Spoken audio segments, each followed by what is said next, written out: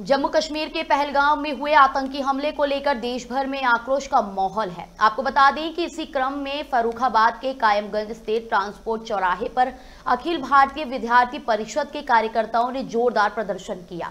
कार्यकर्ताओं ने पाकिस्तान के प्रधानमंत्री का पुतला फूंका और पाकिस्तान मुर्दाबाद के नारे लगाते हुए अपना विरोध दर्ज कराया।